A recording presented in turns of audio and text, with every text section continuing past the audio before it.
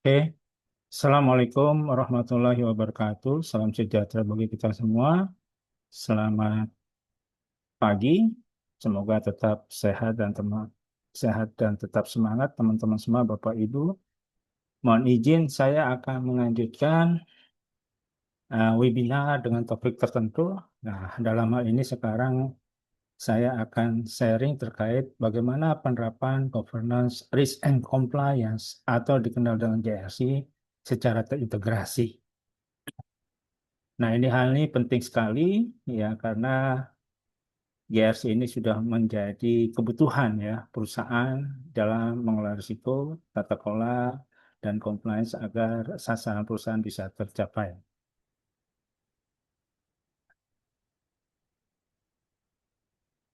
Nah, agenda pada webinar sekarang ini itu ada 4 ya. Barangkali dimulai dengan kenapa sih kita perlu menerapkan GRC ya. Terus yang kedua, gimana sih konsep GRC ya, pengertiannya baik secara definisi maupun dari sisi metodologinya. Terus bagaimana frameworknya? Kerangka kerja GRC itu seperti apa? Apa yang harus kita lakukan? Dan bagaimana cara mengintegrasikan GRC? Nah, ini 4 poin agenda yang saya kira teman-teman Bapak Ibu semuanya uh, sangat memerlukan ya di dalam menerapkan GRC di kantor atau di perusahaan. Yang pertama, mengapa GRC terintegrasi perlu diterapkan oleh perusahaan? Saya kira bukan hanya perusahaan, mungkin di sektor publik ya, instansi-instansi pemerintah ya, ini sangat perlu menerapkan GRC terintegrasi ini. Nah, kita ketahui ya, saat ini dan ke depan ya kondisi dunia ini memang penuh dengan risiko. Dan ini selalu dilakukan kajian, penelitian oleh lembaga-lembaga internasional, termasuk tentang Global Risk Outlook 2026 yang dirilis oleh WEF, World Economic Forum.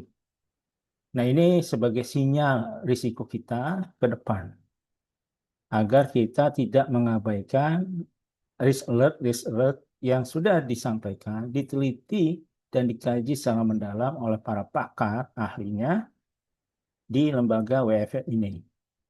Nah, ketika kita melihat gambar di atas, Global Risk Outlook 2026 ya, itu sangat banyak. Ya, artinya apa? Bahwa kita hidup di dunia ini memang penuh risiko dan risiko itu harus dimitigasi. Ya, bukan kita mengabaikan risiko atau lari dari risiko.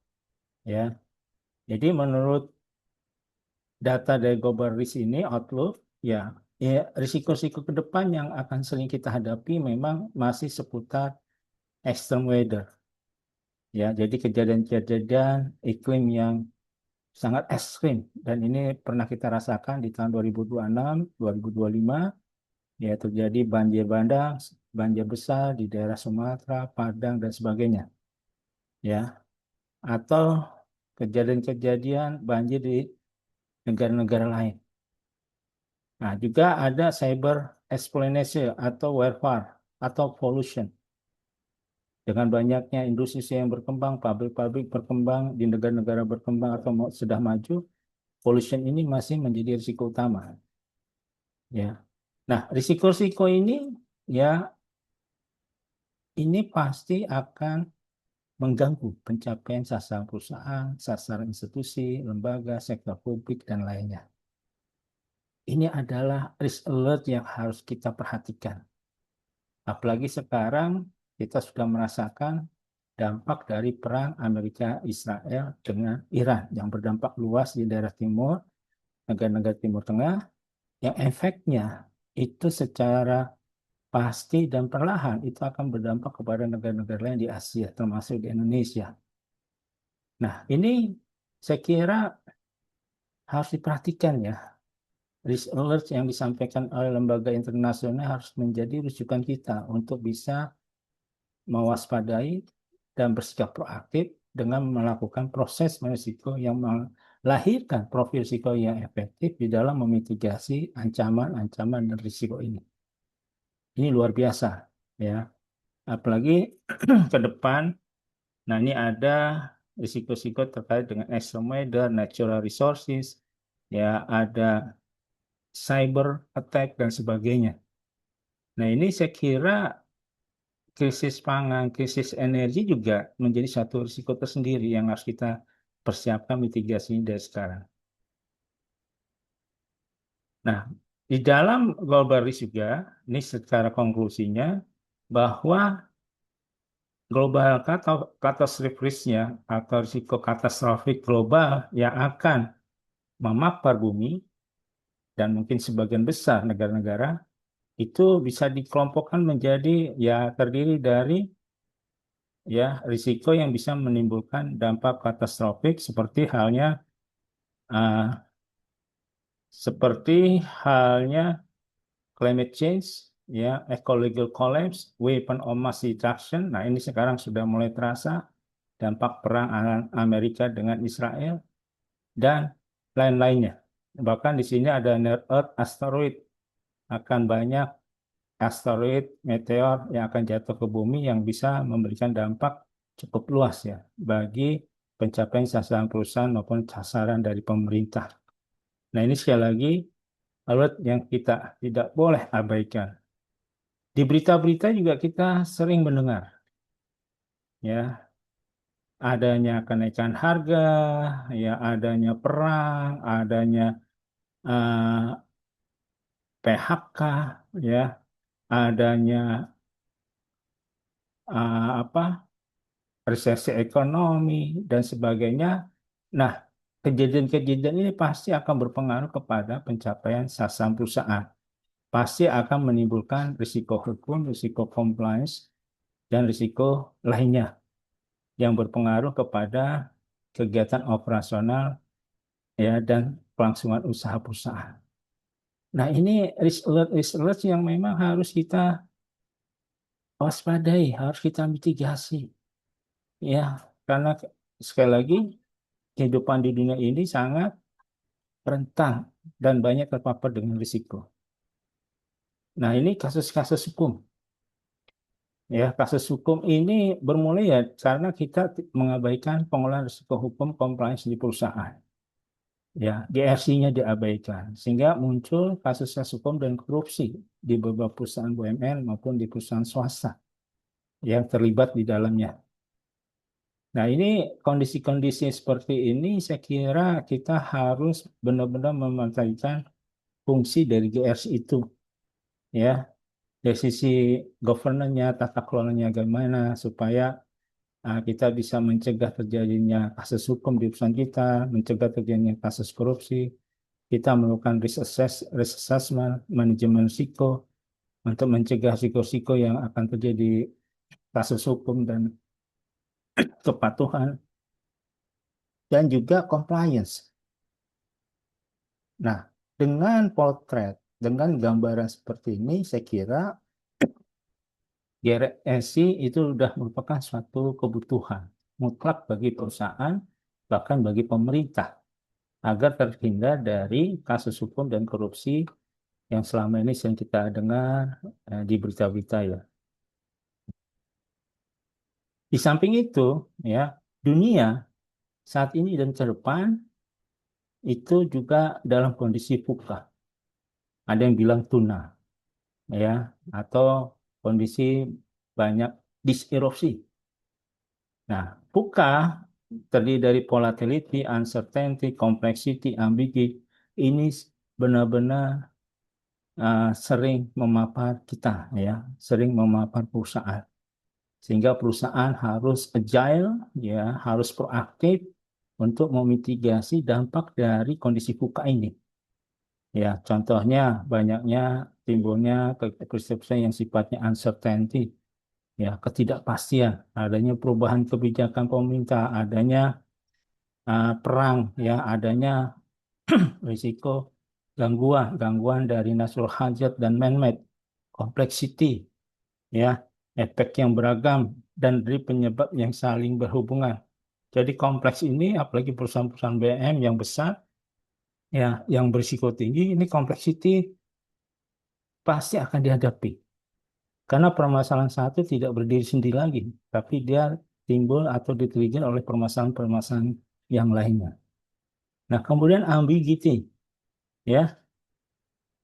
Jadi salah mengartikan kondisi dia dan realita, sehingga kita ragu nih. Misalnya ada isu terkait ketentuan tertentu, ya.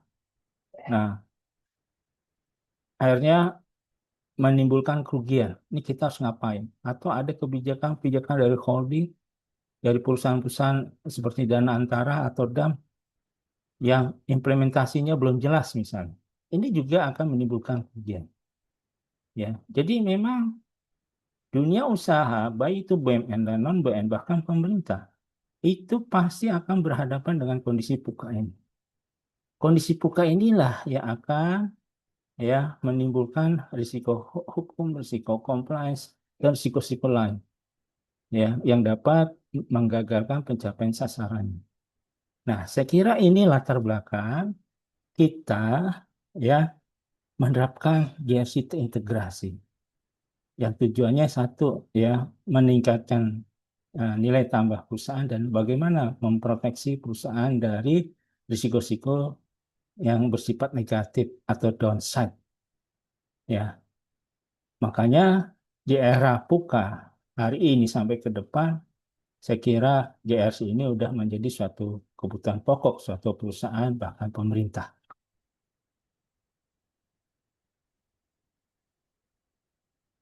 Nah, ini ada quote dari saya, penerapan GRC yang efektif dimulai dari pengambil keputusan.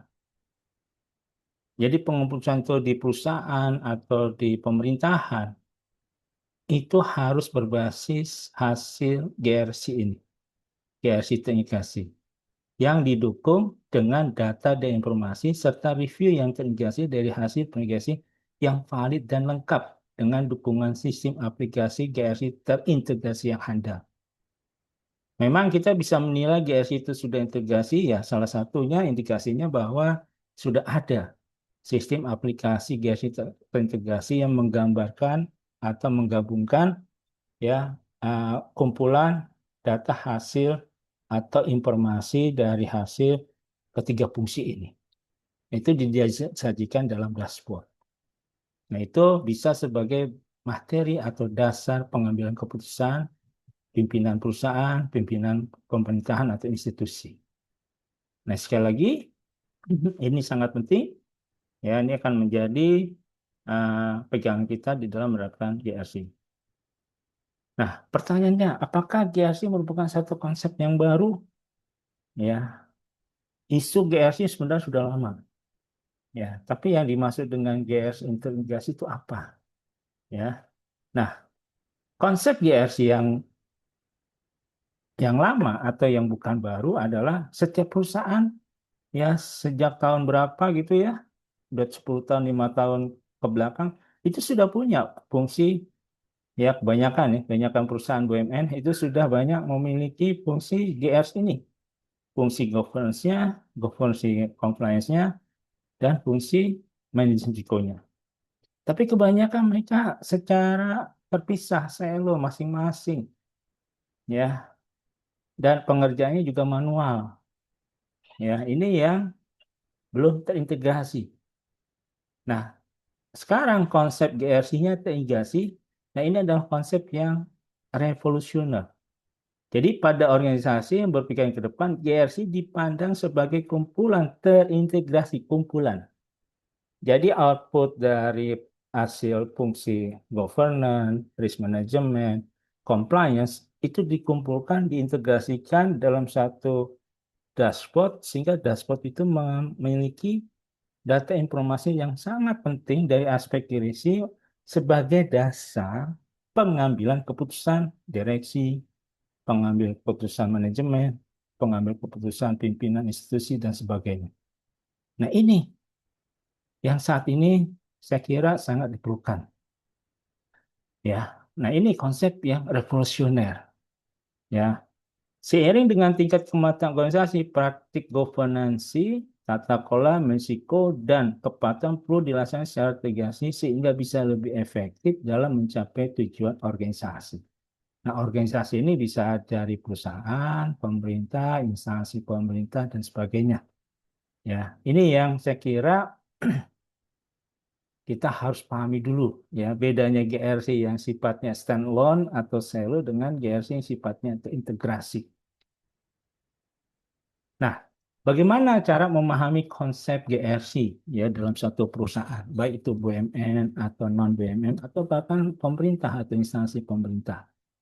Kita tahu perusahaan pasti punya objektif, punya sasaran, punya tujuan.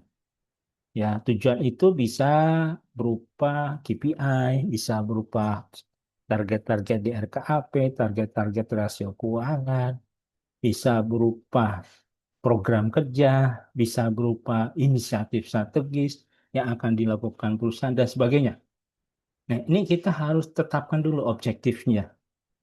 Nah, perusahaan dengan seluruh komponen perusahaannya, mulai dari BOD, BOC, manajemen, sampai ke level staff, akan berusaha untuk mencapai sasaran ini dengan menggunakan bisnis model. Bisnis model perusahaan yang sudah dilaksanakan perusahaan. Contohnya, bisnis model ini ya adanya sistem manajemen keuangan, ada sistem SDM, ada sistem TI, ada sistem hukum, ada sistem pengadaan barang jasa, ada sistem uh, produksi, pemasaran, dan lain-lain. Nah, itu model bisnis yang diterapkan dilaksanakan oleh perusahaan digunakan oleh perusahaan itu. Tapi perjalanannya untuk mencapai untuk meraih objektif ini, nah perusahaan dihadapkan pada obstacle, hambatan, ancaman ke depan, ya, dan juga perusahaan akan dihadapkan pada peluang-peluang bisnis yang baru, ya, dan perusahaan ketika mencapai sasarannya itu juga harus memenuhi aturan-aturan peraturan-peraturan eksternal yang dalam di sini disebut sebagai mandatory boundary. Ada regulasi yang tidak boleh dilanggar. Ya seperti peraturan-peraturan yang dikeluarkan oleh OJK, peraturan-peraturan yang dikeluarkan oleh BUMN, peraturan-peraturan yang dikeluarkan oleh instansi-instansi pemerintah terkait. Nah ini harus mandatori, nggak boleh dilanggar. Di samping juga ada voluntary boundary, ya. Di sini ada kebijakan, ada kontrak, ada PKS, ada peraturan internal dan sebagainya. Perusahaan juga tidak boleh melanggar voluntary boundary. Ya, jadi ketika perusahaan itu melibatkan seluruh komponen dan menggunakan bisnis model yang ada di perusahaan itu yang cukup banyak, ya perusahaan berusaha mencapai objektifnya. Tapi di tengah jalan ada hambatan, obstacle, ada peluang. Nah, untuk mencapai sasaran objektif ini, perusahaan harus menerapkan GRC. Ya, jadi GRC adalah kumpulan terintegrasi dari kemampuan organisasi untuk mencapai perusahaan yang handal, ya, kemudian mengelola uncertainty dan bergerak dengan secara integriti, secara integritas, secara integriti. Ya, ini. Nah, inilah GRC. Seperti yang tadi di atas sampaikan, ada kasus hukum, ada kasus korupsi. Mungkin kasus hukum korupsi ini melanggar mandatory boundary atau voluntary boundary. Atau ada risiko-risiko terkait dengan PUKA, disrupsi, yang berupa obstacle ini. Atau peluang-peluang bisnis yang disebut dengan risiko upset, risiko positif. Nah, ini harus dikelola dengan handal efektif dengan menggunakan ya perangkat yang disebut dengan GRC terintegrasi. Nah, inilah kenapa sih GRC itu sangat perlu saat ini dan ke depan, ya. Nah, kalau GRC itu tidak dijalankan, maka dampaknya sangat buruk di perusahaan atau di pemerintah. Karena di sini tidak ada tata kelola, tidak dilakukan risiko, tidak dilakukan compliance ya, sehingga seluruh fungsi-fungsi ini berantakan nih ya, kekurangan oversight-nya, duplikasi, waste informasi, fragmentasi, resources yang boros, ya, poor integration, berjalan sendiri-sendiri, nggak terintegrasi. Nah, terus ada lack of integrity, jadi kacau deh itu perusahaan. Ya, karena tata kelolanya nggak jelas, karena kepatuhannya nggak jelas, karena perusahaan itu tidak mengelola risiko. Ya, Anda bayangkan kalau GS itu tidak diterapkan di suatu perusahaan, kacau balau. Ya, nah ini makanya GS ini sangat penting untuk bisa mendukung pencapaian sasaran perusahaan. Nah, kalau GRC dijalankan dan diintegrasikan, maka seluruh fungsi ya atau bisnis model yang ada di perusahaan atau sistem manajemen yang ada di perusahaan itu akan berjalan secara rapi, sistematis, secara terintegrasi. Di sini fungsi legal, function, financial, business operation, ya, terus audit semua berjalan sebagai mestinya dan itu diintegrasikan ya oleh informasi atau data yang diperlukan di dalam mengolah atau menerapkan GRC ini. Sehingga hasilnya nanti adalah sasaran perusahaan atau pemerintah itu bisa tercapai. Ya. Apabila GRC dijalankan dengan baik, memastikan orang yang tepat mendapatkan informasi yang tepat pada waktu yang tepat, bahwa tujuan yang tepat telah ditetapkan, dan bahwa tindakan dan kontrol yang tepat diterapkan untuk mengatasi ketidakpastian dan bertindak dengan penuh integritas. Nah, beda kan sama yang tadi kondisi perusahaan yang tidak menerapkan GCG dengan GCG. Nah, fungsi-fungsinya semua berjalan dengan baik, terintegritas, terintegrasi menuju satu arah, yaitu bagaimana kita bisa mencapai sasaran atau objektif. Jadi, GRC adalah kumpulan kapasitas yang memungkinkan suatu organisasi untuk mencapai sasaran secara handal, mengantisipasi ketidakpastian, dan bertindak dengan integritas. Nah, ini konsepnya. Kumpulan. Jadi kalau kumpulan bukan berarti silo, tapi dikumpulkan, ya, dioptimalkan data informasinya, sehingga itu sebagai dasar untuk mengambil keputusan. Apapun, ya, yang dilakukan oleh perusahaan atau pemerintah. Jadi GRC terintegrasi adalah hasil pengolahan data dan informasi dari fungsi GRC yang terintegrasi untuk mengambil keputusan perusahaan. Ya, supaya pengambil keputusan itu aman. Ini keputusan saya direksi ini sudah aman nggak dari sisi tata kelola? Sudah aman nggak dari sisi kepatuhan? Sudah aman nggak dari risiko-risiko yang bisa mengganggu pengambilan keputusan ini? Karena risiko pengambilan keputusan itu sangat banyak. Kalau di perusahaan asuransi itu ada 9 jenis risiko utama. Di perbankan itu ada sekitar 8. Atau di industri lain, nah, apalagi di sektor manufaktur dan sebagainya, pasti ada risiko-risiko yang akan timbul ketika pengambil keputusan itu dilakukan.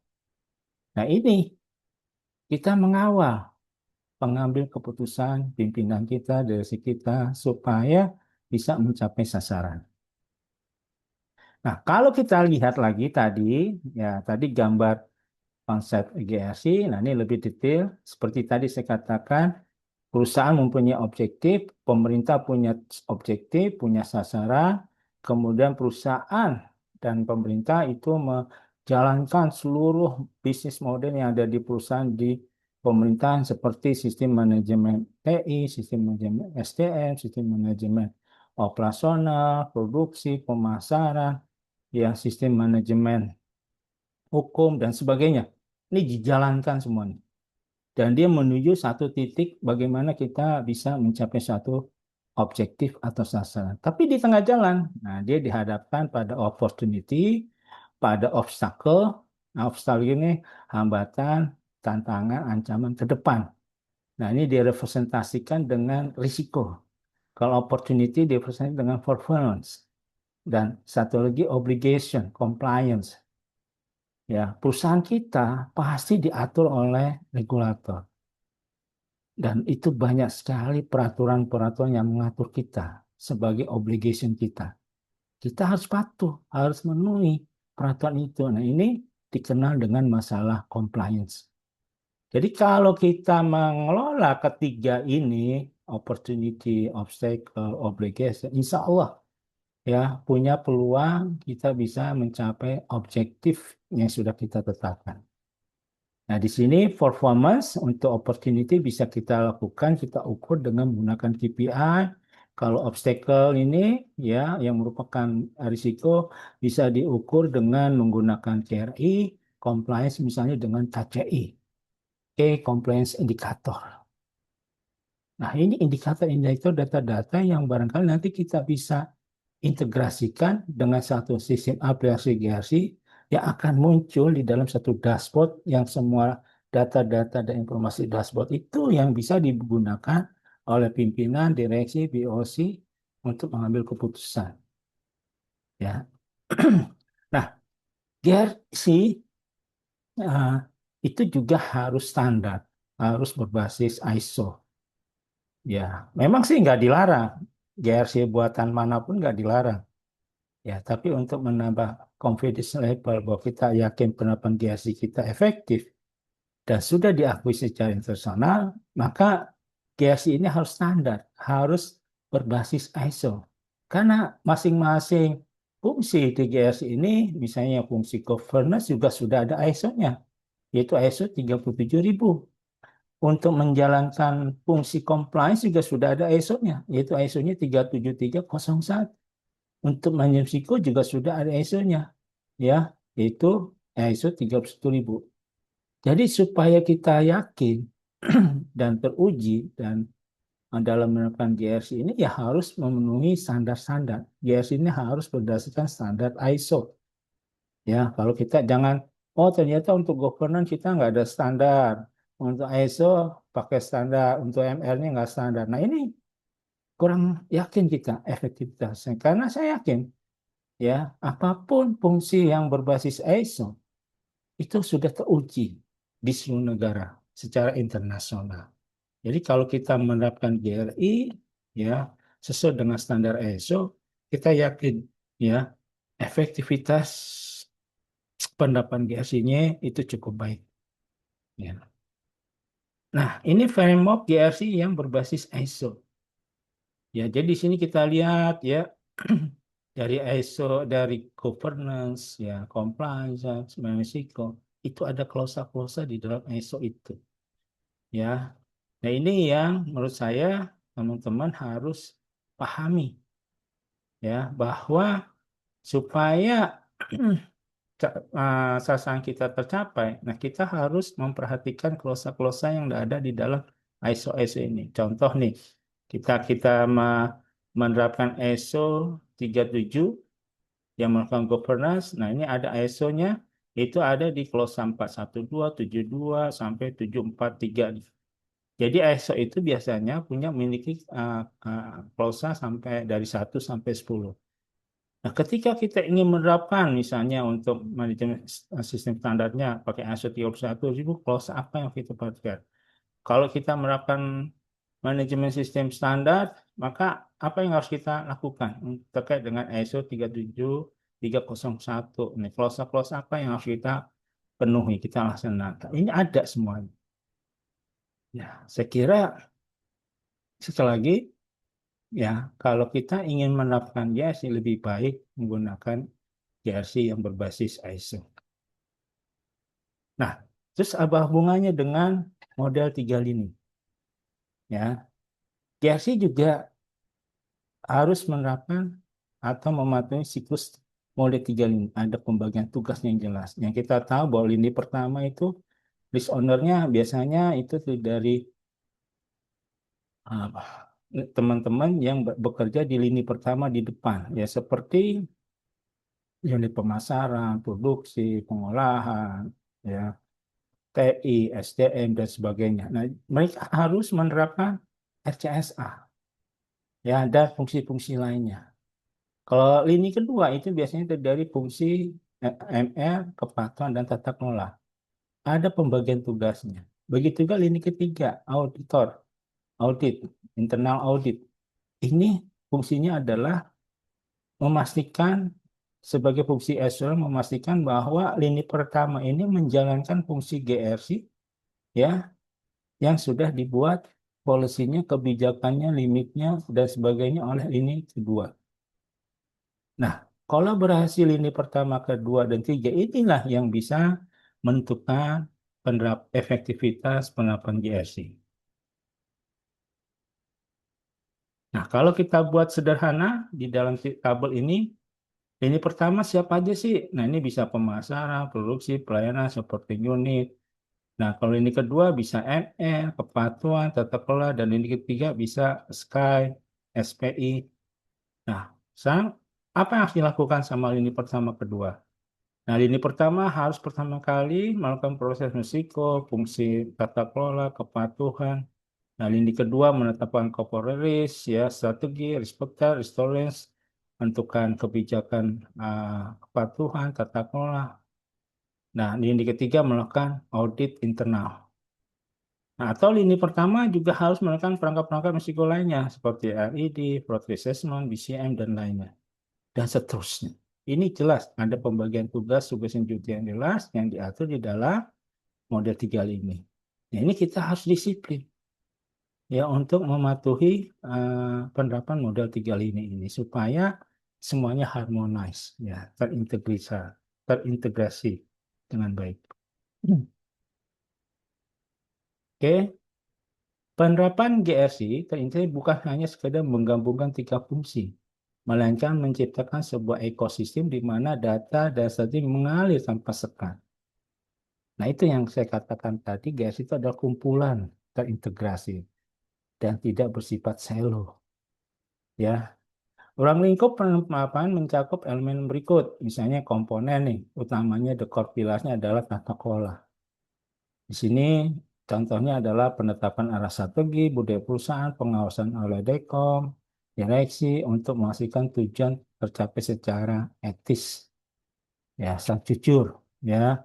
Nah, terus terkait dengan manajemen risiko, melakukan risk assessment, ya, identifikasi, analisis risiko, ya, evaluasi risiko, ya, terus dan lainnya. Nah, dan memitigasi hambatan yang dapat mengganggu pencapaian tujuan organisasi. Dari sisi compliance, ketaatan terhadap hukum, regulasi, yang tadi saya sebutkan sebagai voluntary mandatory atau volunteer voluntary. Nah, ini perusahaan pasti akan berada di lingkungan ini, akan berhadapan atau terpapar dengan ketiga ini. Ya, jadi harus dikelola dengan baik. Nah, kalau struktur organisasinya dan ini pertahanannya itu mengacu kepada triage model tadi yang saya sebutkan. Ya, ini pertama unit fungsi atau operasi sebagai pemusiko, ini kedua fungsi MR, kepatuhan yang memberikan dukungan serta pemantauan, ini termasuk tata kelola, dan ini ketiga audit. Proses dan metodologi. Nah, ruang ini memastikan adanya suatu bahasa yang sama dalam organisasi. Misalnya taksonomi risikonya. Kalau BUMN sudah jelas ya mengacu kepada BUMN. Kalau kalau perusahaan-perusahaan yang berada di pengawasan OJK juga sudah jelas taksonominya sudah diatur di PJK 28 tahun 2025 dan sebagainya. Jadi harus ada kesepakatan di dalam menggunakan taksonomi risiko ini. Nah, juga harus terintegrasi dengan RKAP, memasukkan aspek risiko ke dalam penyusunan rencana kerja dan anggaran perusahaan RKAP. Makanya disebut sebagai RKAP berbasis risiko atau risk-based budgeting. Nah, kemudian juga menerapkan BCM. Ya, karena salah satu tujuan program GRC adalah kita meningkatkan resiliensi dan menjaga kelangsungan usaha perusahaan dari berbagai gangguan. Nah, gangguan itu bisa dari natural hazard seperti bencana alam, gempa bumi, tsunami, dan sebagainya juga berasal dari hasil perbuatan manusia, man-made, ya seperti kebakaran, blackout, cyber attack, dan sebagainya. Nah, ini yang harus diterapkan, ya, dan disatukan persepsinya di dalam suatu organisasi dan ditingkatkan kapasitasnya. Yang keempat, teknologi dan data. Yang saya kata tadi, karena GIS integrasi adalah kumpulan, ya, terintegrasi dari tiga fungsi tadi. Jadi, teknologi datanya juga harus modern, harus canggih nih, ya, sehingga mencakup aspek digitalisasi seperti single source of the truth. Jadi penggunaan platform GIS integrasi untuk menyimpan data risiko, kontrol, kemudian audit, hukum, compliance, ya, dalam satu basis data. Nah, inilah, ya, teknologi dan data inilah yang bisa kita lihat apakah memang GIS sudah terintegrasi atau belum. Karena ujung daripada data-data dari fungsi compliance, dari risiko dan governance, ini akan menimbulkan suatu atau akan melahirkan suatu conclusion. Apakah pengambilan keputusan kita ini bisa go or not go? Ya, jadi sangat penting. Nah, kemudian ada pelaporan real time, dashboard, yang memungkinkan manajemen melihat profil risiko secara langsung tanpa menunggu laporan bulanan. Nah, inilah manfaatnya kita menggunakan sistem informasi GIS integrasi, semua real time. Semua data sudah terjadi di dalam sistem yang bisa dibaca, digunakan oleh para pengambil keputusan di suatu perusahaan.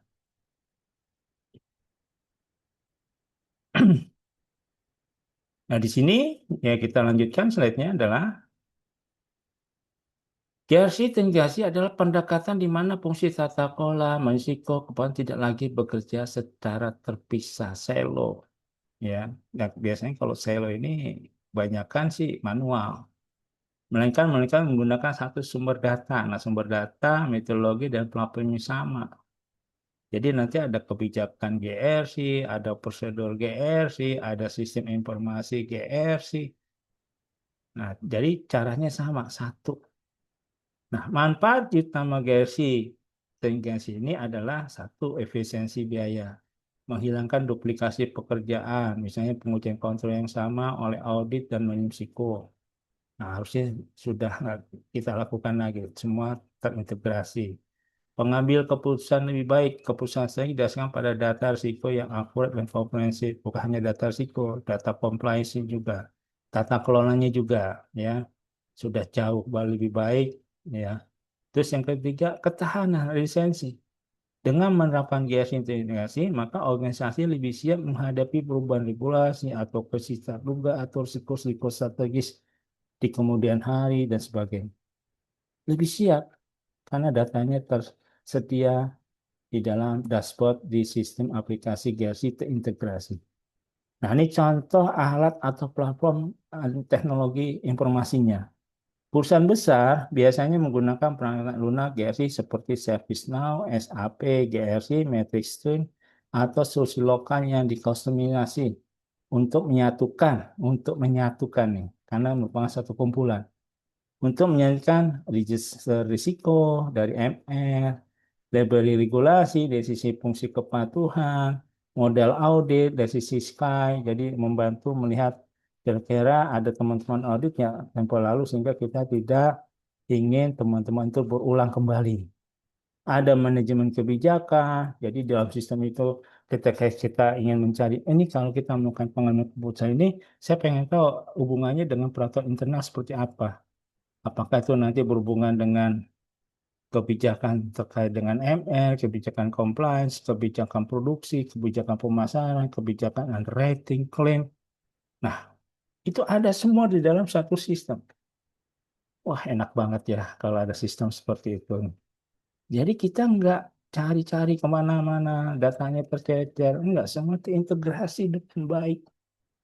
Ya, ini menuntut kemauan semua pihak berkolaborasi untuk membangun data informasi GIS integrasi ini yang sangat bermanfaat untuk mengambil keputusan. Nah, ini contoh penerapan GRC, ya, terintegrasi. Contoh nih, ada skenario peluncuran produk asuransi kredit baru. Kalau dalam model tradisional, ya, divisi bisnis, risiko hukum, hukum dan audit akan bekerja sendiri.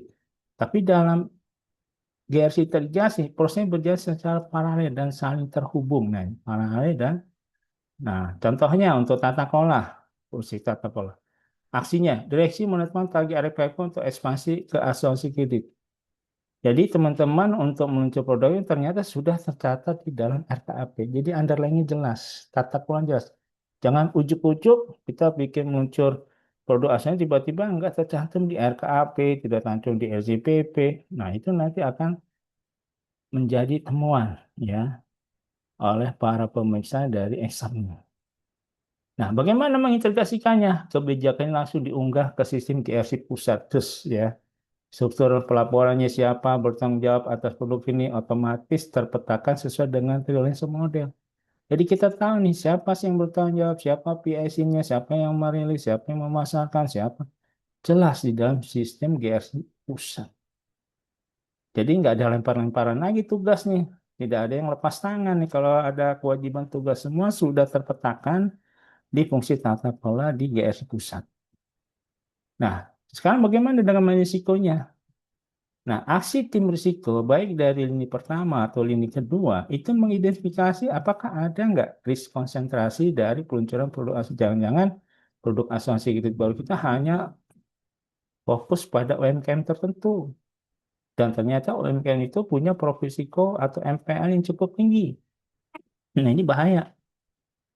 Nah, MR melakukan identifikasi ini dan berharap risiko itu tidak ditaruh di dalam satu keranjang, tetapi harus dipisah, cari eh, keranjang-keranjang atau sasaran lain yang mungkin lebih menguntungkan dan memiliki risiko yang lebih rendah. Nah, ini nanti diintegrasikan. Data risiko ini terhubung langsung dengan profil risiko perusahaan. Jika risiko melampaui risk appetite yang ditetapkan tahap governance, sistem akan memberikan notifikasi otomatis red flag kepada board sebagai pengambil keputusan. Enak kan kalau punya sistem ini? Bot sebagai pengambil keputusan akan aman, nyaman untuk mengambil keputusan. Nah, dari sisi kepatuhan, seperti yang tadi saya katakan, bahwa kita di dalam melakukan aksi atau sistem manajemen atau bisnis model perusahaan itu pasti akan berhadapan dengan peraturan-peraturan, baik internal maupun eksternal. Nah, compliance fungsinya adalah tim compliance ini, tim kepatuhan memastikan bahwa tersebut memenuhi regulasi terbaru, misalnya POJK nomor 7 tahun 2004 atau aturan permodalan. Dipastikan nih jangan sampai melanggar atau break the law, melanggar hukum yang bisa nanti membuat perusahaan bermasalah. Nah, bagaimana mengintegrasikan dalam sistem aplikasi gasnya adalah daftar periksa checklist kepatuhan dimasukkan dalam alur kerja operasional. Setiap transaksi atau proses harus melewati validasi sistem memastikan bahwa batas BMPK, batas maksimum pemain kredit tidak terlampaui. Ini. Jadi kita kawal, jangan sampai kita melanggar peraturan. Ya, oke. Nah, ini contoh kedua, ya, penerapan GRC terintegrasi adalah adaptasi terhadap regulasi OJK, regulasi baru OJK. Misalkan ini muncul regulasi baru mengenai batas maksimum pemberian kredit BMPK atau standar permodalan baru. Nah, dari aspek tata kelola, penerapannya BOD memperbarui risk appetite-nya di sistem pusat. Mereka menentukan bahwa perusahaan tidak akan mengambil risiko konsentrasi lebih dari 15% di sektor properti misalnya. Ya. Nah, kemudian diintegrasikan ke dalam kebijakan secara otomatis terdistribusi digital ke seluruh kepala divisi, target performa KPI, manajer investasi atau kredit langsung terhubung dengan batasan risiko ini. Nah, dari aspek atau fungsi MR, kembali lagi tim risiko baik dari ini pertama atau ini kedua menggunakan metodologi ISO 1000 untuk menilai potensi kerugian jika terjadi gagal bayar massal di satu vendor. Nah, kemudian diintegrasikan, jika tim kredit mencoba memasukkan aplikasi pinjaman yang akan membuat ekspor sektor profit naik menjadi 6%, maka sistem GRC akan memblokir transaksi tersebut secara otomatis karena melanggar risk appetite yang ditetapkan di tahap governance seperti di atas. Nah, bagaimana dengan komponen kepatuhan? Nah, penerapannya yang dikepatuhan memasukkan kewajiban laporan bulanan sesuai dengan aturan OJK ke dalam alur kerjanya, workflow system. Jadi nanti ada notif nih, ini Anda sudah mengetahui nggak klausa-klausa yang ada di OJK tersebut. Nah, bagaimana cara mengintegrasikannya? Yaitu sistem secara otomatis menarik data dari modul MR untuk mengisi draft laporan kepatuhan. Ini udah patuh apa belum? Apa yang sudah dilakukan? Hal ini memastikan data yang dilaporkan ke organisasi sama persis dengan data yang digunakan untuk mengambil keputusan bisnis. Kan sangat indah ya kalau kita bekerja atau mengambil keputusan, ya kita didukung dengan hasil penerapan GRC ini. Kita bisa tidur nyenyak. Banyak pengambil keputusan sangat gelisah dan tidak bisa tidurnya karena memang masih gagal. Gimana nih tata kelolanya? Gimana nih risiko-risikonya sudah dikendalikan atau belum? Nih gimana? Apakah yang kita ambil putusan ini sudah comply nggak dengan ketentuan yang berlaku? Nah, dengan menerapkan GRC yang efektif, saya yakin pengambil keputusan happy, pengambil keputusan akan bisa tidur nyenyak dan terhindar dari risiko-risiko yang bisa menimpa dirinya di kemudian hari. Nah, ini yang harusnya perlu disadari oleh para pengurus BOD, BOC bahwa sebenarnya penerapan GRC ini sangat mereka butuhkan. Ya, sangat mereka butuhkan. Nah, seperti di atas tadi, ya, GRC sebagai bagian dari proses penciptaan dan perlindungan nilai. Dari sisi compliance misalnya, pelaksanaan dari pengambil keputusan sesuai dengan prosedur dan hukum, ya sehingga insya Allah lah kita tidak terkena dengan kasus-kasus hukum, ada kasus-kasus compliance. Dari sisi governance tata kelola kita menerapkan check balance, tahu nih siapa yang melakukan, akuntabilitasnya jelas, laporannya jelas, siapa yang bertanggung jawab. Nah, ini kita atur. Ya, yang ketiga ada risk management. Ya, kita sudah tahu nih kira-kira kalau kita ngambil keputusan ini risikonya apa, ya, dan bagaimana cara mengendalikannya.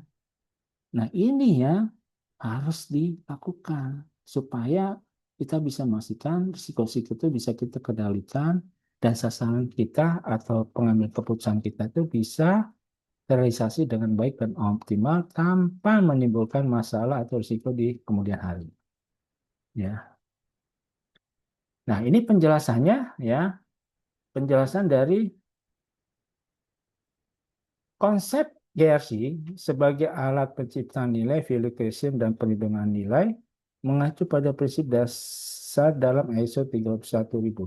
Singkatnya, GRC bukan sekedar posisi internal atau pengembangan, melainkan mesin yang memastikan perusahaan tumbuh secara berkelanjutan. Jadi bukan sebagai polisi internal atau penghambat bisnis, justru sangat mendukung pencapaian target-target bisnis. Nah, ini yang harus disadari oleh risk owner. Karena seringkali risk owner menganggap atau masih sifatnya reluctant atau resistant untuk menerapkan GRC ini.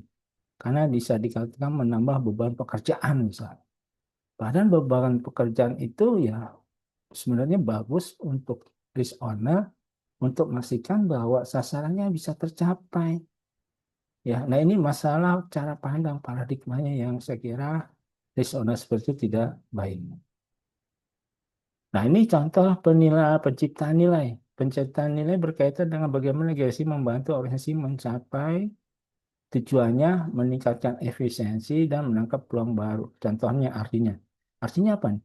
GRC yang efektif membantu manajemen pengambil keputusan yang berbasis data, risk informed decision making, dengan tata kelola yang baik, perusahaan bisa lebih lincah agar dalam mengeksekusi strategi RKP karena hambatan sudah dipetakan dan dimitigasi sejak awal. Jadi sudah diidentifikasi sejak awal. Ya, nah ini. Contoh, inovasi produk baru. Sebuah perusahaan asuransi ingin mengembangkan produk kredit insurans berbasis digital. Melalui GRC, mereka melakukan kajian risiko dan kepatuhan dari regulator seperti misalnya OJK di awal pengembangannya. Hasilnya, produk diluncurkan lebih cepat karena tidak ada hambatan regulasi karena semua sudah dimitigasi di tengah jalan dan fitur produk itu dirancang untuk meminimalisir fraud atau risiko-risiko kegagalan. Kan enak ya kalau seperti ini bekerja ya. Nah, optimasi modal ya. Dengan risiko yang presisi, perusahaan tidak perlu menahan cadangan modal yang terlalu besar untuk risiko yang tidak perlu. Sehingga dana yang tersebut bisa diinvestasikan kembali untuk ekspansi bisnis. Nah, ini contohnya. Ya. Nah, sekarang bagaimana dengan pelindungan nilai, value protection? Perusahaan itu pasti dipapar banyak risiko yang sifatnya downside.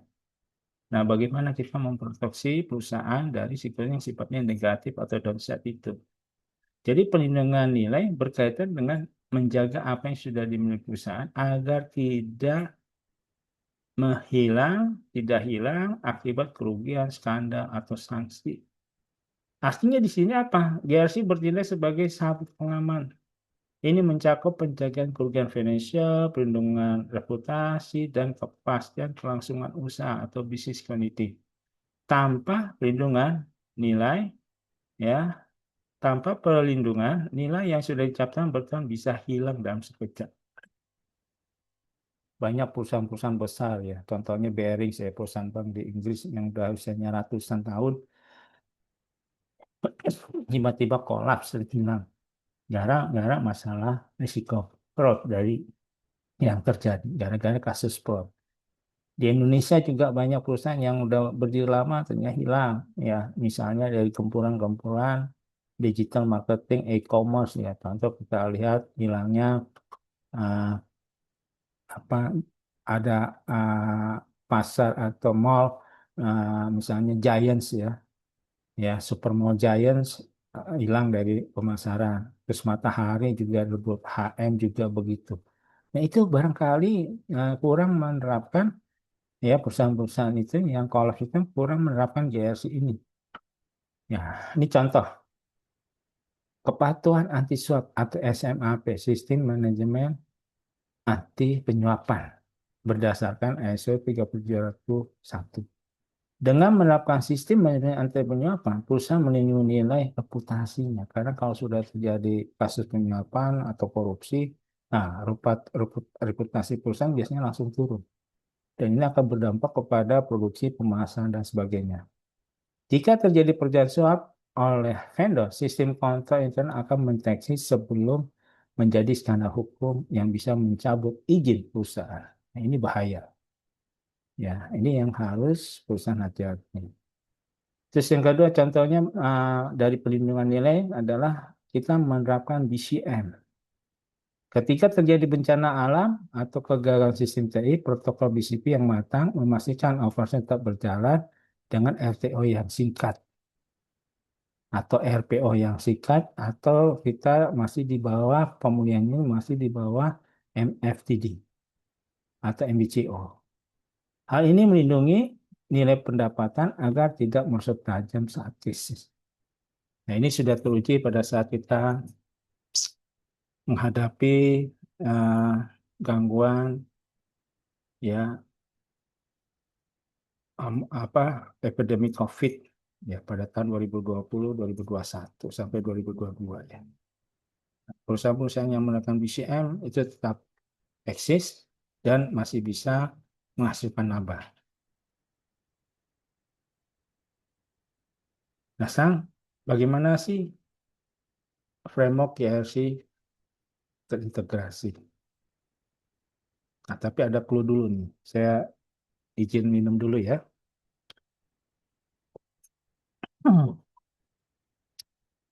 Nah, penerapan GRC integrasi yang efektif tidak bisa hanya dilakukan secara parsial. GRC terintegrasi membutuhkan penyelesaian antara tata kelola, manajemen risiko, dan kebutuhan agar tidak berjalan sendiri-sendiri atau silo.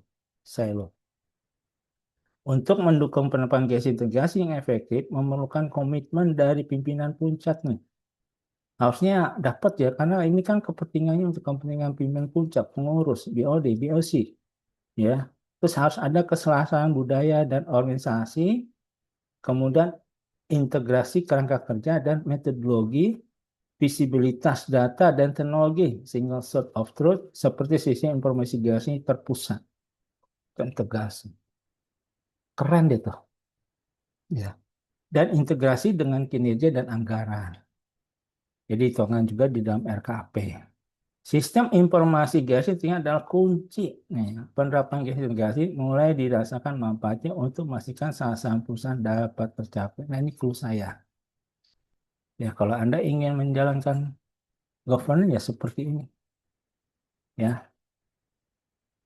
Nah, sekarang bagaimana framework GRC ini sesuai dengan dari OCEC. Jadi, framework GRC itu ada 4, learn, align, perform, dan review.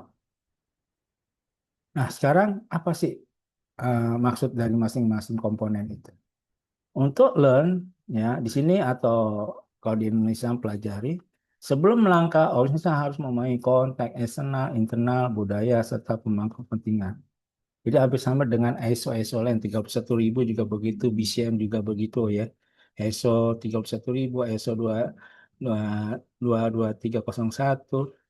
Selalu pertama kali dibahas adalah apa sih konteksnya, konteks internal, eksternalnya, bagaimana budayanya, stakeholdernya seperti apa. Nah, kita harus memahami itu dan menetapkan dalam suatu kebijakan. Ya, kemudian align, diselaraskan. Menjelaskan strategi dengan nilai dan tujuan organisasi agar arahnya tetap, agar arahnya tetap tepat.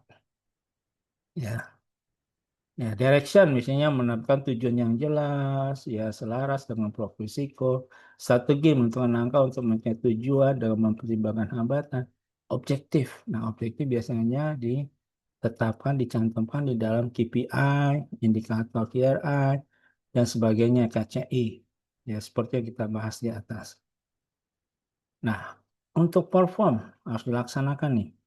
Langkah konkret untuk mendorong yang diinginkan dan mencegah kegagalan. Misalnya disease control, menerapkan kontrol preventif, detektif, dan korektif. Terus membuat kebijakan tertulis sebagai panduan. Jadi orang jelas, ada underline-nya. Ya, seperti kebijakan anti swap, ISO 31000, kebijakan manajemen risiko, dan sebagainya. Terus dilakukan communication. Ya, harus ada komunikasi antar risk owner dan lainnya, sehingga kita bisa memastikan informasi mengalir ke orang yang tepat di waktu yang tepat. Nah, apalagi nanti kalau kita punya sistem informasi gas integrasi ini, komunikasi bisa lebih mudah. Nah, setelah kita melakukan seluruhnya, nah kita review, tinjau untuk melakukan perbaikan secara berkelanjutan, yaitu melakukan evaluasi secara berkala terhadap efektivitas sistem GRC kita. Misalnya untuk memastikan fungsi assurance-nya. Nah, ini dilakukan oleh audit eksternal maupun internal untuk memastikan apakah sistem pengendaliannya sudah berjalan nggak di dalam penerapan GRC. Dan melakukan monitoring atau pemantauan berkelanjutan terhadap performa dan kepatuhan. Nah, kemudian melakukan improvement. Dari hasil review ini kita harus melakukan improvement, perbaikan berdasarkan temuan atau beban lingkungan bisnis, berdasarkan hasil audit, berdasarkan hasil assessment. Nanti kalau ada penilaian tingkat kematangan penerapan GRC yang menghasilkan rekomendasi, nah itu rekomendasi itu digunakan untuk melakukan improvement supaya ke depan ya penerapan GRC kita lebih efektif dan berkualitas. Nah ini ya hampir sama ya GRC Framework Outcheck ini mungkin dengan ISO lainnya yang menganut siklus PDCA, Plan, Do, Check, Act. Nah ini ya untuk GRC Capability Model versi 35 ya kalau kita melakukan learn apa yang kita lakukan harus menetapkan external konteks, internal konteks dan sebagainya seperti yang kita tadi bahas ya. Nah ini ada clue lagi Penerapan mitigasi efektif jika seluruh rekomendasi mitigasi dari tiga fungsi GRC dilaksanakan oleh owner dan project owner secara efektif. Jadi dengan GRC ini pasti ada mitigasi, ada rekomendasi dari tiga fungsi ini untuk mengawal, memastikan bahwa pengambilan keputusan itu efektif dan tidak menimbulkan risiko lain. Nah, GRC ini akan efektif kalau rekomendasi mitigasi ya ada tiga fungsinya harus dilakukan oleh risk owner-nya, oleh project owner ya supaya berjalan dengan efektif. Dan kalau bisa mitigasi atau regulasi harus diuji nih apakah efektif atau tidak melalui penilaian internal control testing atau yang disebut dengan ICT. Ya, jadi seperti halnya kita melakukan proses risiko sesuai dengan ISO 37000, seluruh mitigasi di profil risiko itu juga harus dipastikan efektivitasnya dan dinilai dengan melakukan penilaian internal control testing atau ICT. Ini clue yang saya kira harus diperhatikan ya. Nah, bagaimana integrasi gambaran GRC terintegrasi? Nah, ini kalau kita lihat ya. Jadi masing-masing fungsi, misalnya dari sisi perspektif tata kelola, ya, misalnya dari governance, merupakan panduan yang ditentukan dalam kebijakan yang bisa memperhatikan budaya, nilai, visi. Jadi kita harus punya kebijakan yang mencerminkan meresmikan budaya, nilai visi, misi, sasaran, visi, seperti dan didukung dengan prosedur jelas. Ya, bagaimana prosedurnya, bagaimana budayanya, nah itu harus ada.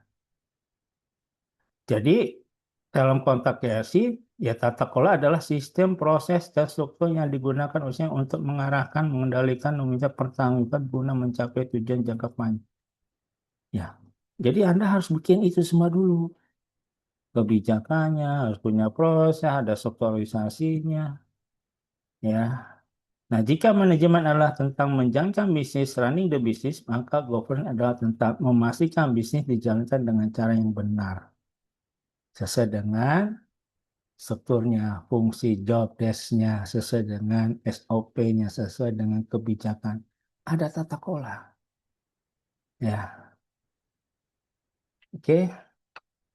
Nah, sekarang bagaimana dari perspektif manajemen risiko? Risiko lebih dari sekedar proses identifikasi dan peluang risiko.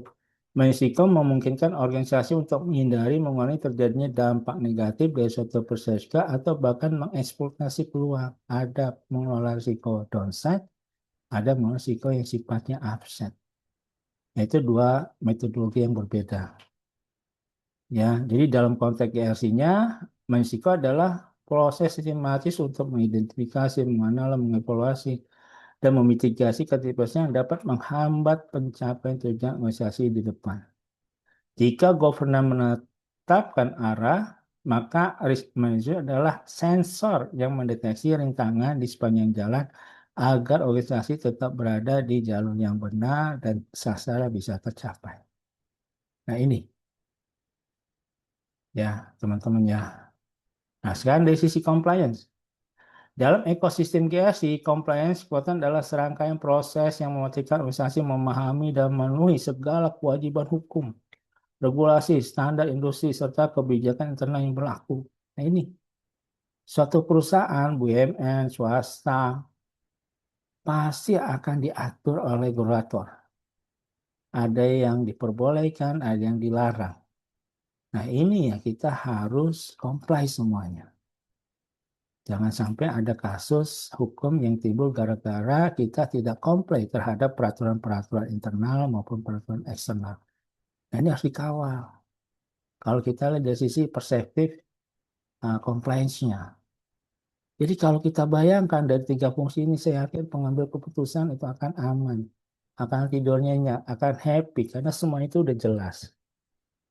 Jadi sebenarnya kebutuhan atas GRC ini sebenarnya itu sangat dirasakan oleh pengambil keputusan BOD, BOC, manajemen. Jadi seharusnya mereka lah mendukung ini. Karena ada tools mereka. Bukan tidak mendukung atau resisten, justru ini yang harus didukung penuh oleh para pengambil keputusan dari BOD, BOC.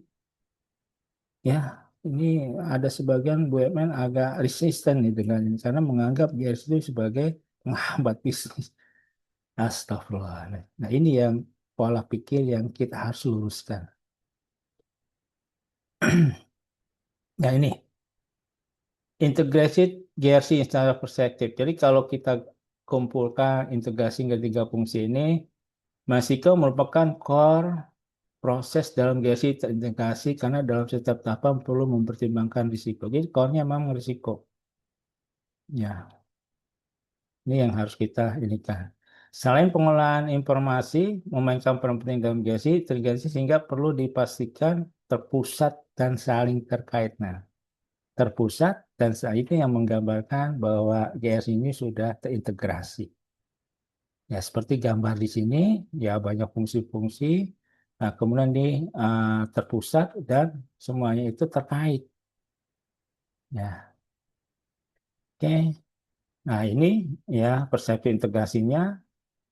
Jadi antara compliance, antara Mensiko, properti saling terkait.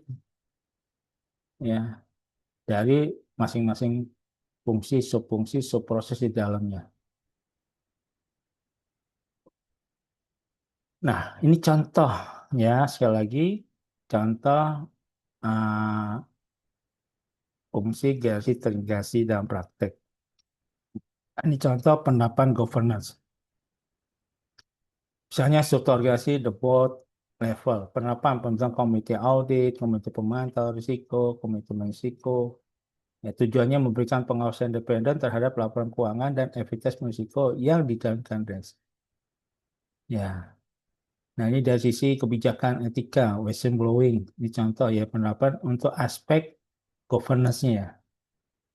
Jadi kalau kita ingin menerapkan fungsi GRC khususnya untuk perspektif governance atau tata kelola, ya contohnya ini. Kita harus punya strukturisasi, punya kebijakan dan etika, WBS, punya hubungan eh, investor dan keterbuatan informasi, punya buku atau kebijakan itu terkait dengan manajemen benturan kepentingan dan lainnya.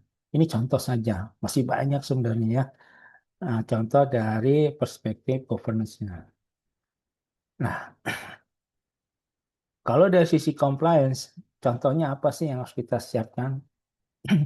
Misalnya ada kepatuhan regulasi sektor keuangan eksternal. Nah, kita buat kebijakan APO PPT, ya. Nah, ya. Terus dari sisi kepatuhan terhadap standar internasional. Ya, misalnya kita menerapkan ISO 37001, ISO 31000, ya. Nah, misalnya kita juga harus ada kepatuhan terhadap perlindungan data pribadi, Undang-Undang PDP nomor 27 tahun 2023 kalau nggak salah. Nah, ini contoh compliance-nya. Masih banyak lagi, ya. Nah, sekarang contoh penerapan Manisiko pada GRC. Apa sih harus disiapkan? Ya, apa yang harus ada? Apa yang harus kita buat untuk perusahaan? Misalnya kalau untuk sektor keuangan, ya kita harus mengelola risiko kredit, risiko gagal bayar. Ya, kemudian dari sisi operasi dan TI, ya kita harus menerapkan penerapannya menghadapi risiko serangan cyber atau ke sistem utama. Ya, kemudian untuk strategi penyusunan RKP, ya kita harus masukkan proposiko dalam rencana kerja tahunan yang disebut sebagai RKP berbasis risiko. Ada namanya juga risk based strategi atau dibilang auditnya juga kita punya RBA, risk based audit. Nah itu, ini contoh. Masih banyak lagi sih sebenarnya. Ya.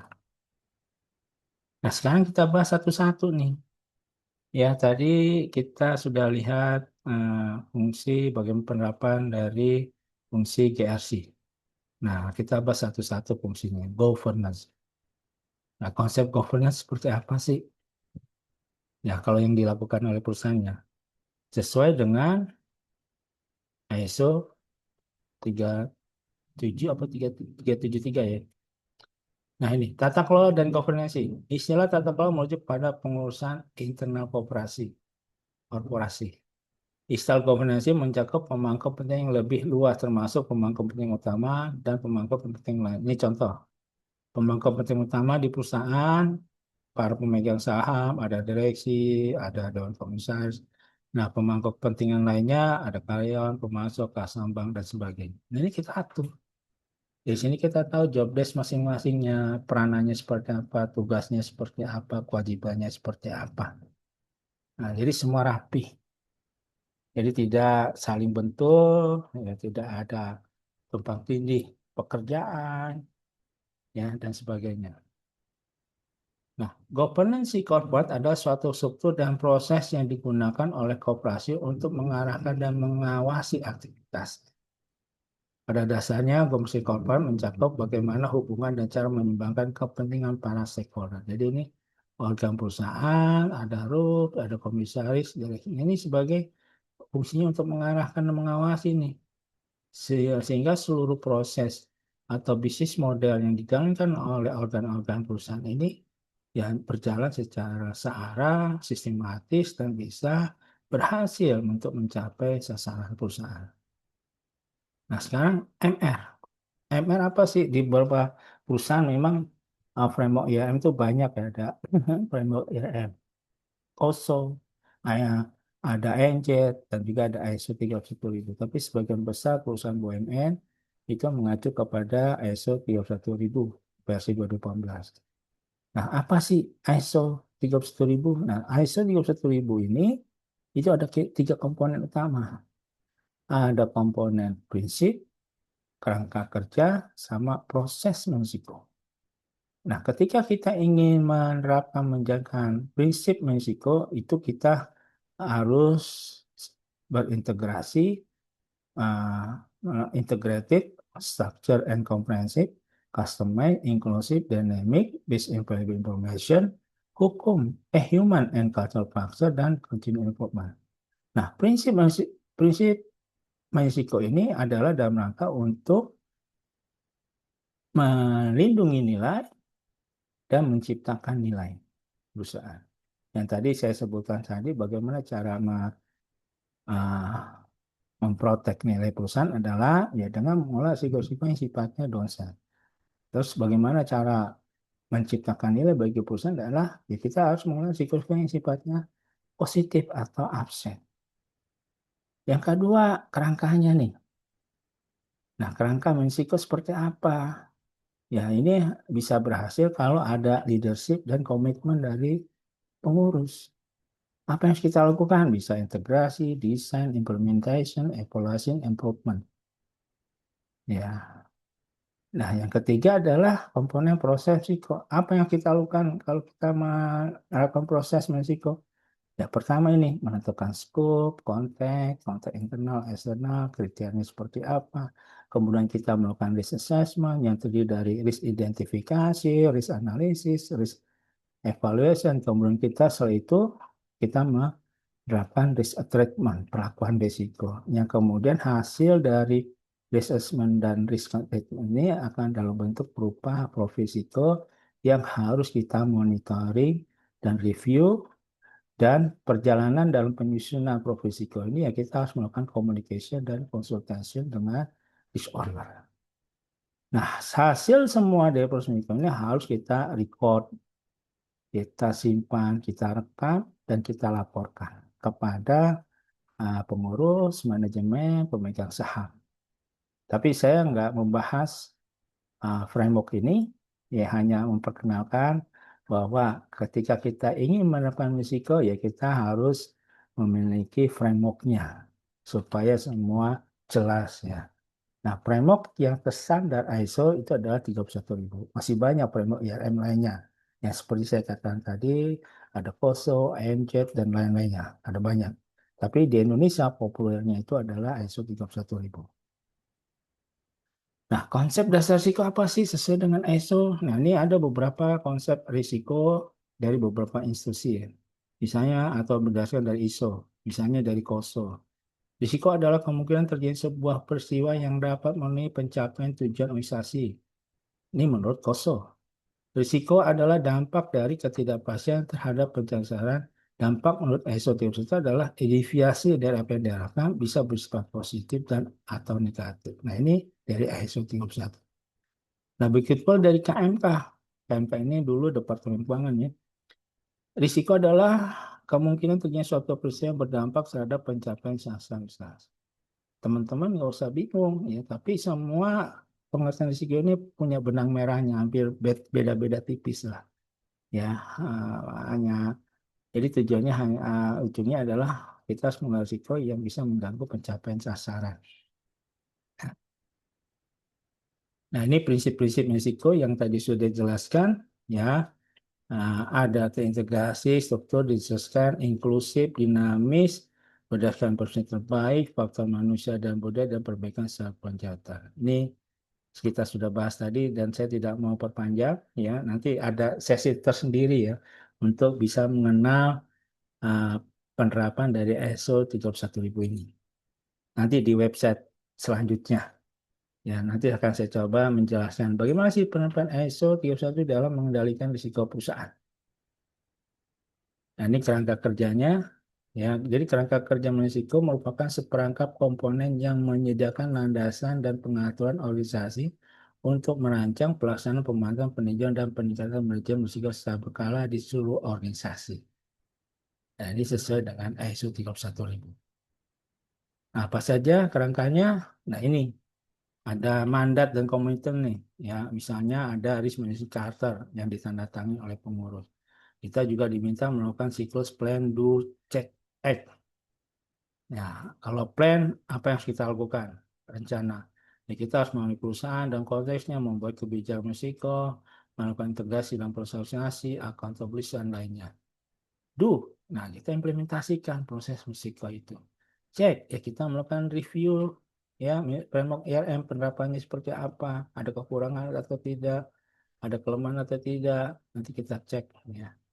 Nah, ini biasanya melalui proses audit atau assessment penilaian tingkat kematangan dan risiko. Kemudian kita act perbaikan dari hasil cek ini, dari hasil audit ini, dari hasil assessment. Kita act, kita tidak lanjuti rekomendasinya. Jadi bisa dilakukan perbaikan secara kontinuasi atas penerapan risiko ini. Nah ini ya. Nah proses risiko seperti yang saya tadi kan jelaskan, ya ini ya. Ini adalah suatu proses mulai dari penetapan skop, konteks, kira-kira ketika kita melakukan assessment, melakukan statement, dari hasil assessment dan assessment ini berupa profesiko. Profesiko ini kita monitor dan review untuk memastikan bahwa seluruh mitigasinya efektif dan bisa menurunkan tingkat risiko residual di akhir tahun sesuai dengan target. Nah, selama menyusun profesiko ini dan menjalankan mitigasinya, ya kita harus melakukan communication dan consultation. Nah, kemudian hasilnya direkam, di-shaping, disimpan, dan dilaporkan kepada pengurus, manajemen, atau pemegang saham. Nah, manfaatnya apa sih untuk IRM? Bagaimana sih kita manfaat untuk psikotegrasi atau IRM? Nah, tadi di atas adalah melindungi dan meningkatkan penciptaan nilai perusahaan. Nah, ini bisa kita peroleh, kita bisa lakukan karena dirasakan manfaatnya dengan manajemen risiko ini adalah kita bisa melakukan identifikasi, mengukur, analisa, mitigasi, evaluasi risiko. Karena jelas ada prosesnya, ada kerangkanya, ada proses risiko yang tersedia dalam ISO 31000. Kemudian membangun sustainable competitive advantage. Perusahaan yang menerapkan ML itu pasti punya kompetensi yang tinggi, punya nilai jual, karena seluruh sasarannya biasanya tercapai. Labanya tercapai, equity-nya menambah, hasil investasinya bertambah, sehingga dia punya keunggulan daya saing dengan perusahaan-perusahaan lain. Yang ketiga, meningkat efisiensi ekonomi. Dengan melakukan identifikasi, kita tahu mana biaya yang boros, biaya yang tidak terpakai. Kita akan mitigasi efisiensi, ya cost reduction dan sebagainya, sehingga kita bisa melakukan efisiensi di perusahaan. Kemudian mengidentifikasi berbagai dinamika ancaman. Nah, dengan tools business continuity management, ya kita bisa memitigasi peristiwa-peristiwa yang Barangkali biasanya low probability namun high impact. Nah ini, sehingga kelangsungan usaha perusahaan bisa terjaga setelah terjadi gangguan tersebut. Merespon dinamika perubahan eksternal dan eksternal. Ya, dengan menggunakan perangkat-perangkat risiko seperti RCSA, KRI, ya kita bisa merespon adanya perubahan-perubahan. Ya, terus yang kedua membangun kepercayaan customer dan stakeholder. Dengan tercapainya sasaran kita setiap tahun, RKV kita 100 bahkan mungkin lebih dari sasaran, ini pasti akan membangun kepercayaan customer dan stakeholder bahwa perusahaan tersebut ternyata handal, menguntungkan, bukan hanya customer tapi stakeholder juga. Ya, ini saya kira beberapa manfaatnya, masih banyak lagi manfaat ya penerapan risiko di perusahaan. Nah, ini sekarang compliance. Compliance itu apa sih? Nah, ini sesuai dengan ISO 37301. Jadi ada compliance obligation ya. Jadi memenuhi mandatori dari organisasi yang harus dipenuhi sebaik mungkin ya sehingga organisasi polisi ya dapat terpenuhi juga. Jadi compliance risk itu ya ada compliance risk, ada compliance ya memenuhi semua compliance organisasi internal, ada juga non compliance. Apa jadi sih yang harus di comply? Ada compliance risk, jadi ada risiko compliance ke depan harus kita compliant. Misalnya ya, wah kita ingin merilis produk baru. Nah, kira-kira ke depan ada risiko compliance-nya enggak? Nah, ini maksudnya. Jadi yang belum terjadi ya ada potensi kita melabrak kepatuhan, maka harus kita lakukan mitigasi risiko compliance. Nah, ini compliance untuk internal, peraturan internal. Dan ini untuk non compliance ya. Jadi what is compliance? Ada compliance uh, obligation seperti dari standar, regulasi dan hukum. Nih ada compliance risk, jadi masih sifatnya bersifat risiko.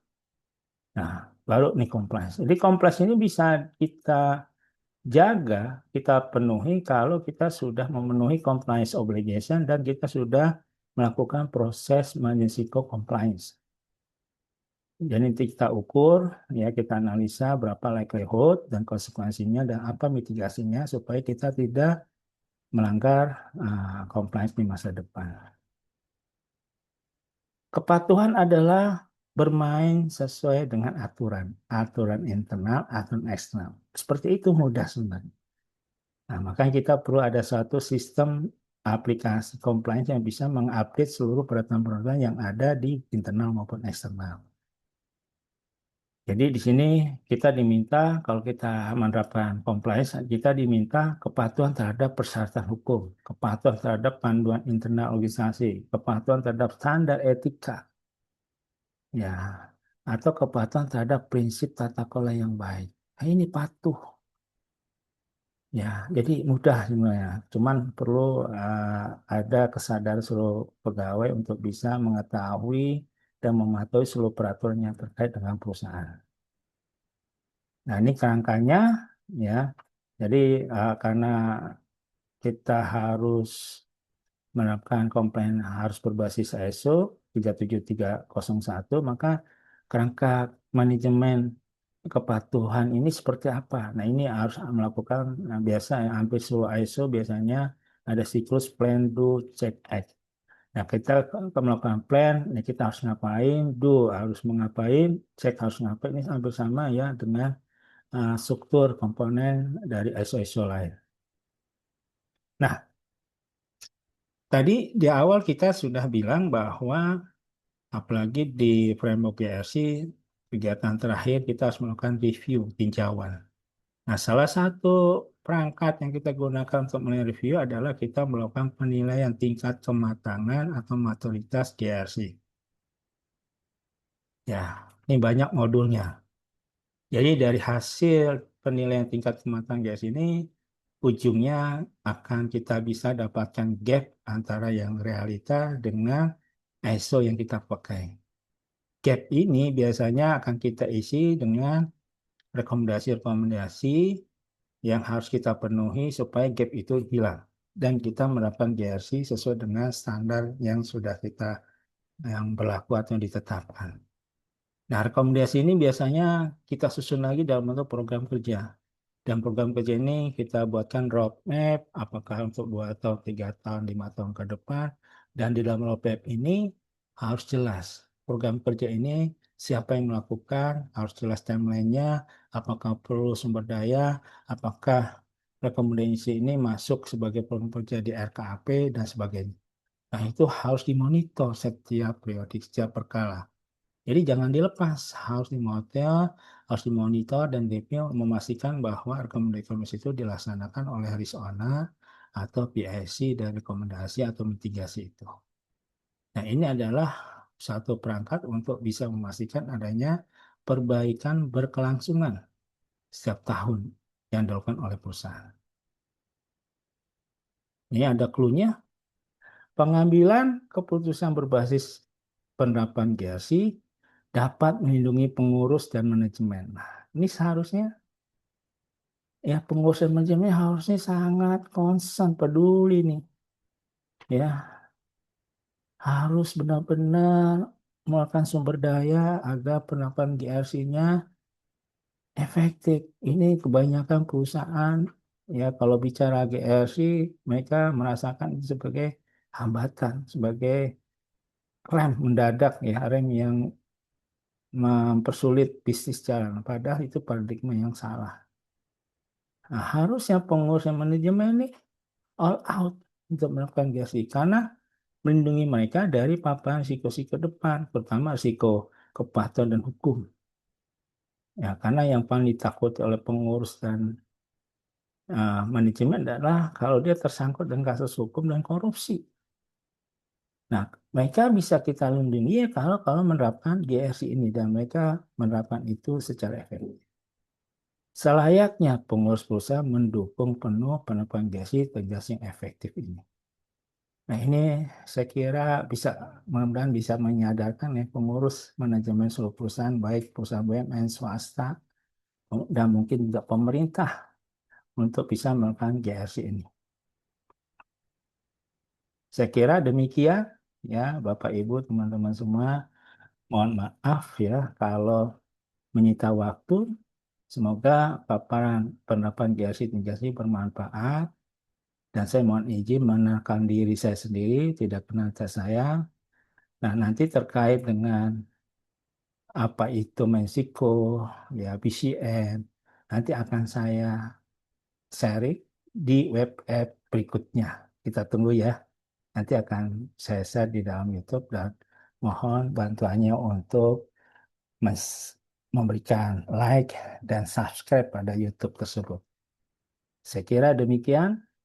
eh, Kami atau saya ucapkan terima kasih. Semoga apa yang kita diskusikan atau saya sharing saat ini bermanfaat untuk penerapan BRC di perusahaan Bapak-Bapak atau di instansi Bapak-Bapak Ibu. Terima kasih. Mohon maaf kalau ada kekurangan. Wassalamualaikum warahmatullahi wabarakatuh.